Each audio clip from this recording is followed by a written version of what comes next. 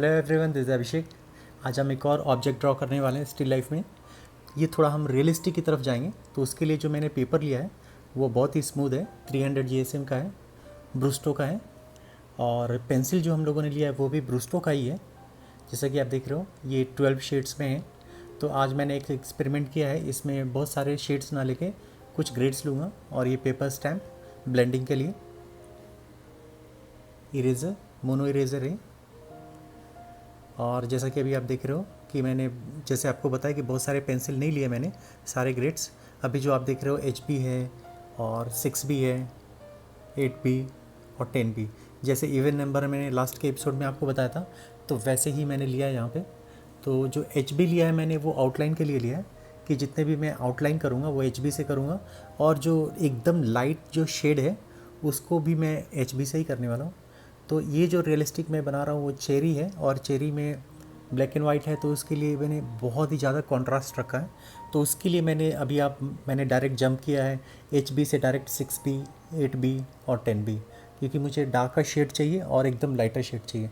क्योंकि इसमें जो फ्लोर का रिफ्लेक्शन है वो चेरी पे आने वाला है, तो वो थोड़ा लाइट होगा जो कि HB से हो जाएगा। और बाकी के जितने भी अपर पोर्शन है ऑब्जेक्ट के वो सारे जो है वो 8B और 10B मोस्टली, कि उसमें ज़्यादा कंट्रास्ट चाहिए तो हम उससे ही करेंगे। तो मुझे इस पेपर लेने का रीज़न ये था कि मैं बहुत ही स्मूथ चाहता हूँ। जो हमारा जो रेफरेंस मैंने लिया है वो भी मैं इस डिस्क्रिप्शन बॉक्स में डाल दूँगा इस वीडियो के, आप देख सकते हो। तो जो मैंने रेफरेंस लिया है वो बहुत ही स्मूथ है, और ज़्यादा रियलिस्टिक के लिए मैंने इस बार ड्राइंग पेपर ना लेके, जो कि 160 GSM का मैं हमेशा लेता हूँ, तो इस बार मैंने सुपर कह सकते हो कि प्लेन पेपर है, स्मूथ पेपर है, 300 GSM वो लिया है मैंने। और ये जो पेपर अगर आप चाहते हो तो आप ले सकते हो, बाय कर सकते हो। इसको भी मैंने, इसका जो प्रोडक्ट का लिंक है और प्रोडक्ट का इन्फॉर्मेशन मैंने इस वीडियो के डिस्क्रिप्शन बॉक्स में रखा है, तो आप वहाँ से ले सकते हो। तो अभी आप देख रहे हो कि जितने भी रिफ्लेक्शन पार्ट हैं, जो भी इंटीरियर के पार्ट से जो रिफ्लेक्शन आ रहा है, क्योंकि थोड़ा स्पेकुलर तो होता ही है और रिफ्लेक्टिविटी होती है इसमें चेरी में। तो यहाँ पे जितने भी पोर्शन है अलग अलग मैंने यहाँ पे डिवाइड कर लिए कि कहाँ पे मुझे लाइट रखना है, कहाँ पे मुझे डार्क रखना है। तो जैसे अभी आप देख रहे हो कि शेडो भी मैं यहाँ पे बना रहा हूँ।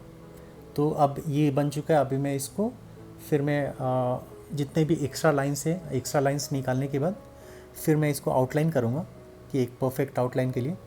तो एक नॉर्मल इरेज़र है, ब्रूस्टो का ही इरेज़र है जो कि पेंसिल के साथ फ्री था। तो अभी आप देख रहे हो कि मैंने उसको एक एक लाइन जो है वो डिटेल में बनाया है यहाँ पे, एक सिंगल लाइन।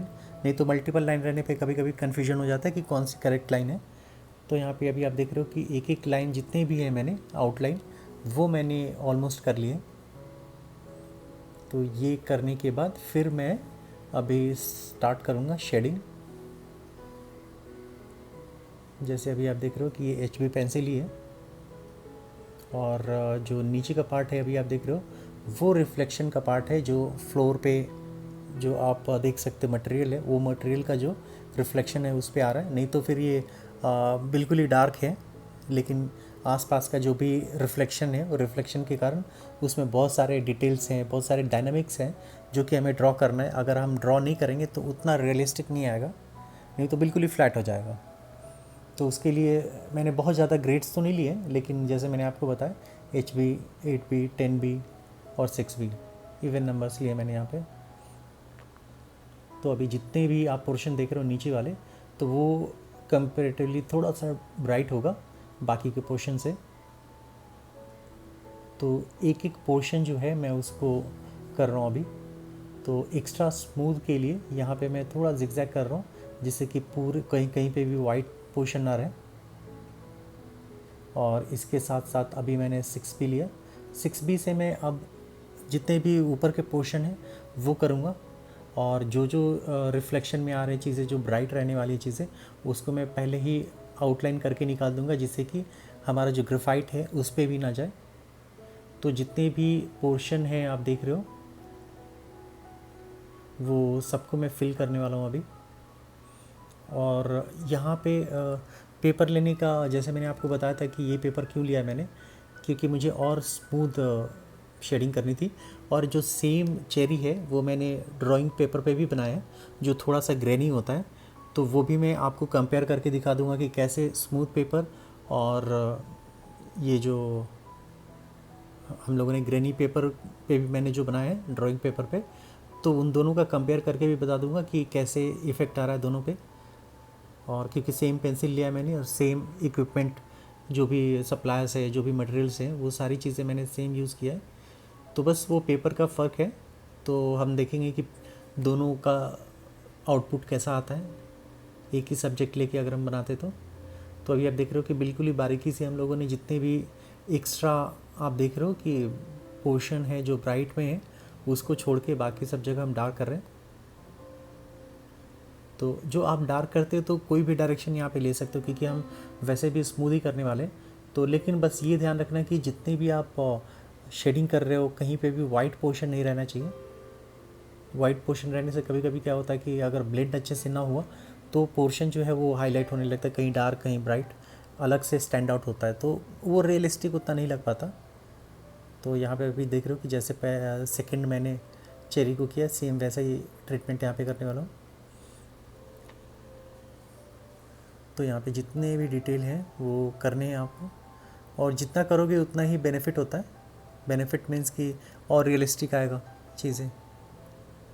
और जो भी आप रेफरेंस लेते हो तो आप अपना कुछ भी दे सकते हो, अपना कुछ कंट्रीब्यूशन उसमें दे सकते हो इमेज में, कि लगना चाहिए कि आपने किया है। तो उसमें जैसे कि वाटर ड्रॉप्स आप डाल सकते हो, जैसे कि मैंने तो क्विक जो स्केच कहते हैं वो मैंने रैपिड स्केच किया है। तो मैंने बहुत ज़्यादा चीज़ें नहीं की है, क्योंकि मुझे एक लिमिटेड टाइम ड्यूरेशन में, मुझे एक 15 to 20 मिनट्स में या फिर 30 मिनट्स में मुझे ये इमेज कंप्लीट करना है। तो आप इसको पूरा टाइम लेके और डिटेल चाहते हैं तो वाटर ड्रॉपलेट से वो ड्रॉप कर सकते हैं। फ्लोर पे बहुत सारी चीज़ें गिरी हुई है वो सारी चीज़ें कर सकते हैं, बैकग्राउंड कर सकते हैं। इसमें बहुत सारा स्कोप है। मैंने यहाँ पे बैकग्राउंड तो नहीं बनाया, आप यहाँ पे बैकग्राउंड भी बना सकते हैं। और जो भी आप बनाएंगे वो प्लीज़ मुझे शेयर ज़रूर करें इंस्टाग्राम पे, तो ऐसे मुझे पता चलेगा कि मैंने जो आपसे बातें करी हैं, वो आपको जो मैंने बताया है वो आप तक पहुंची है कि नहीं पहुंची है, और कहाँ पे अगर कोई स्टैग्नेंट है तो कहाँ पे रुका हुआ है, अगर उसको आगे बढ़ना है तो फिर मैं आपको आगे बताऊंगा मैं कि किस तरह की चीज़ें हैं। जो हर एक लोगों के लिए अलग अलग टेक्निक होती है। तो जैसे मैं ऑनलाइन क्लासेस भी लेता हूँ, तो अगर कोई एक तरीके से नहीं समझ पाता तो मैं दूसरे वे में जाके उसको समझाता हूँ। हर एक लोगों का अपने समझने का तरीका होता है, और उस तरीके से ही मैं समझाता हूँ। तो आपको भी बता सकता हूँ, अगर आप इंटरेस्टेड है तो आप ऑनलाइन क्लासेस भी मेरे से ले सकते हैं, क्योंकि अभी लॉकडाउन चल रहा है। तो फिर अभी जो भी हैं चीज़ें, बहुत सारे लोग मेरे साथ जुड़े हैं और बहुत बेनिफिट ले रहे हैं इस चीज़ों का। तो अभी आप देख रहे हो कि रिफ्लेक्शन के साथ साथ मैंने एक लेयर भी ऐड किया है यहाँ पे। जैसे जैसे वो फ्लोर से ऊपर की तरफ जा रहा है तो मैं एक ग्रेडियंट दे रहा हूँ, क्योंकि इससे पहले जो मैंने एचबी जो शेड किया है वो बिल्कुल ही फ्लैट था। तो उसमें आपको डायनामिक्स देने के लिए, डायनामिक्स ऐड करने के लिए आपको फिर कुछ ऐड करना पड़ेगा। तो 6B से मैंने एक फॉल ऑफ क्रिएट किया वहाँ पे, और इसको मैं ब्लेंड कर रहा हूँ अभी पेपर स्टैम्प से। और अगर आपके पास पेपर स्टैम्प नहीं है तो मैंने पेपर स्टैम्प के लिए भी एक ट्यूटोरियल बनाया है, जिसमें मैंने पेपर स्टैम्प होम स्टफ़ से कैसे बना सकते हैं, न्यूज़पेपर से आप कैसे पेपर स्टैम्प बना सकते हैं। क्योंकि पेपर स्टैम्प जनरली आसपास के जो स्टेशनरी शॉप्स होते हैं उसमें अवेलेबल नहीं होता, तो आपको ऑनलाइन लेना पड़ता है, या कहीं कहीं अभी लॉकडाउन चल रहा है तो कहीं कहीं अभी वहाँ पे अवेलेबिलिटी नहीं है। तो आप इसलिए मैंने कुछ बनाया है यहाँ पे। और ये जो मैंने पेपर स्टैम्प बनाया है इसका भी मैं डिस्क्रिप्शन बॉक्स में डाल दूँगा इस वीडियो के, तो आप इजीली आप घर पे भी बना सकते हैं। इवन मैंने मोनो इरेज़र जो है उसको भी मैंने बनाया हुआ है। तो अभी आप देख रहे हो कि जितने भी एक पहला लेयर कंप्लीट किया मैंने, तो उसमें हल्का हल्का मैंने उसमें बस एक रिफ़ाइन किया है। और रिफ़ाइन करने के बाद अभी आप देख रहे हो कि मैंने डायरेक्ट अभी 10B से ही डार्क करना स्टार्ट किया है, और डार्क कर रहा हूँ मैं बिल्कुल ही टॉप से, क्योंकि ये जो है वो शेडो एरिया में है। तो जो पीछे का पोर्शन में कर रहा हूँ वो सारे जो हैं वो शेडो रीजन में है, और शेडो रीजन में होने के कारण मुझे इवन और ज़्यादा डार्क करना है, कंप्लीट डार्क। तो कुछ कुछ जो पोर्शन है वहाँ पे मैं छोड़ के कर रहा हूँ। और ये जो आप बिल्कुल ही देख रहे हो कि ऐसा नहीं रहने वाला कि बिल्कुल ही ब्राइट और बिल्कुल ही डार्क, उसको भी मैं ब्लेंड करने वाला हूँ। तो उसके लिए मैं हेल्प लूँगा पेपर स्टैम्प से। और इसके अलावा पेपर स्टैम्प के अलावा आप ईयरबड्स का भी यूज़ कर सकते हैं। तो बस ये है कि ईयरबड्स में आप ज़्यादा प्रेशर नहीं डाल सकते, और पेपर स्टैम्प से आप जैसे वो पेन की तरह होता है, तो फिर आप जैसे चाहें अपने हिसाब से उसको यूज़ कर सकते हैं। तो अभी हम लोगों ने, अभी आप देखोगे कि एक अलग सा ही टेक्सचर क्रिएट हो रहा है इसमें। दोनों में आप कंपेयर कर सकते हैं कि जो ही चेरी जो है 1, उसमें बिल्कुल ही लाइट शेड है, जो कि मैंने 6B से किया था। अभी आप कंपेयर कर सकते हो कि 10B की जो डार्कनेस है कितनी है इसमें।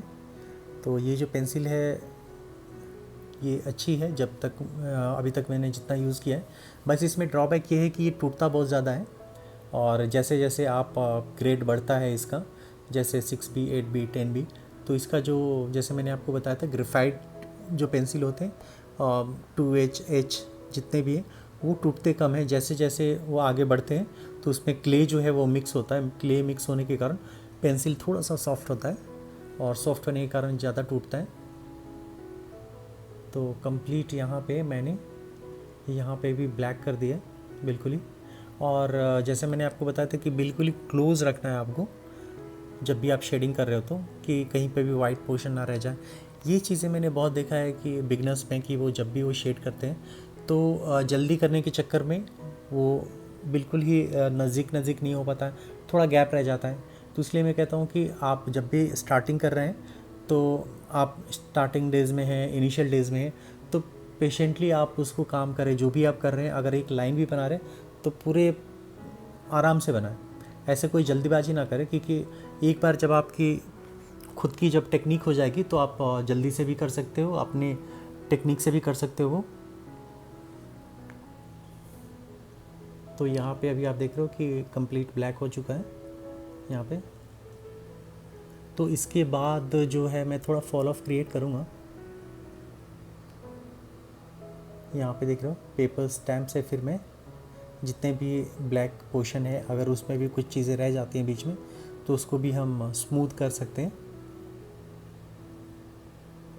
और जितने भी पोर्शन है मैंने वहाँ पे एक बार उसको प्ले कर दिया पेपर स्टैम्प को।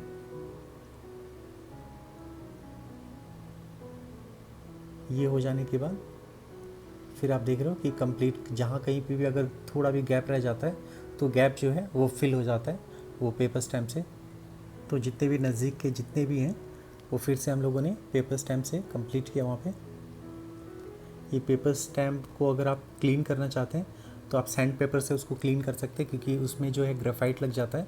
तो आप जब भी ब्राइट पार्ट में अगर आप कुछ फॉल ऑफ देने की कोशिश करते हैं, तो उसमें कभी कभी क्या होता है कि जो डार्क जो है वो उस पर भी चढ़ जाता है। तो जैसे अभी आप देख रहे हो कि मैंने उसको थोड़ा क्लीन करके उसको स्लांट करके मैंने जितने भी वाइट पोर्शन जो यहाँ पे उसको भी एक फॉल ऑफ क्रिएट किया, वहाँ पे भी एक टेक्सचर क्रिएट किया, जिसमें एक शेड मैंने बनाया है वहाँ पे, कि उस जितने भी आसपास के ग्रेफाइट है उसको ही कलर, जो ग्रेफाइट है उसको लेके मैंने वहाँ पे स्मर्ज किया है पेपर स्टैम्प से।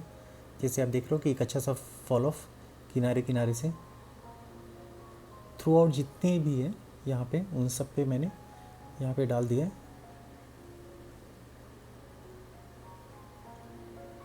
तो ये जब भी आप करेंगे बिल्कुल ही सॉफ्ट हैंड से करना है। अगर आप बिल्कुल ही उसको प्रेशर लगा के करेंगे तो उसमें प्रॉब्लम ये होगी कि जो बहुत ज़्यादा कैरी हो जाएगा ग्रेफाइट, और उसमें जो वाइट पोर्शन है, जो स्पेकुलर का पोर्शन है, वहाँ पे बिल्कुल ही डार्क हो जाएगा। तो इसलिए इस बात का हमेशा ही ध्यान रखें कि जब भी आप पेपर स्टैम्प से कर रहे हैं, या टिश्यू पेपर से कर रहे हैं, या फिर आप ईयरबड से कर रहे हैं, तो हमेशा ही उसको सॉफ्ट हैंड से रखेंगे। क्योंकि जब भी हम फॉल ऑफ क्रिएट करते हैं कि तो उसका जो कलर है या ग्रेफाइट है जब कैरी होता है, तो फिर कभी कभी वो डार्क पैच आ जाता है, तो हमें पैच नहीं चाहिए।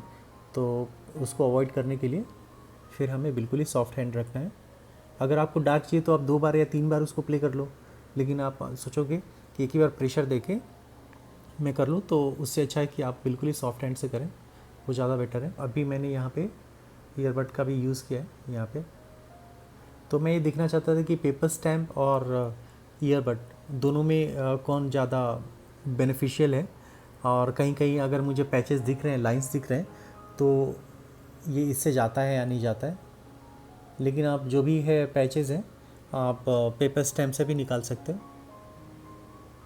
यहाँ पे अभी आप देख रहे हो कि एक छोटा मैंने फॉल ऑफ जो था एकदम, जो वाइट दिख रहा था एकदम तो वहाँ पे मैंने थोड़ा सा पेंसिल से उसको ब्लेंड किया मैंने 6B से।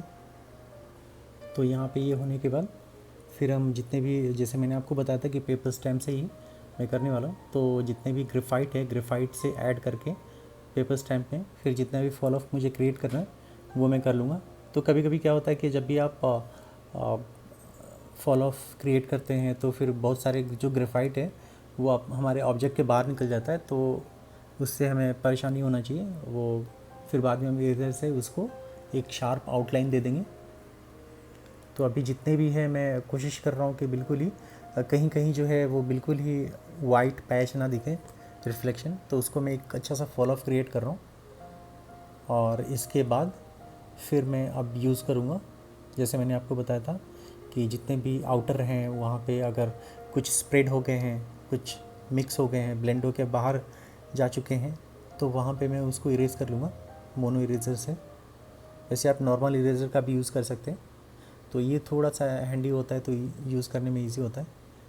तो कहीं कहीं पे अगर हम लोगों ने ज़्यादा अगर इरेज़ कर लिया तो उसको फिर हम आउटलाइन दे सकते हैं वहाँ पे। जैसे अभी मैं दे रहा हूँ कि जो भी हमारा रिफ्लेक्शन है वो जो पोर्शन जो है वहाँ पे हम लोगों ने फिर उसको 6B से ऐड कर दिया और थोड़ा मैंने इसको भी फॉल ऑफ क्रिएट किया वहाँ पे, जो कि हम पेपर स्टैम्प से फिर ब्लेंड कर लेंगे।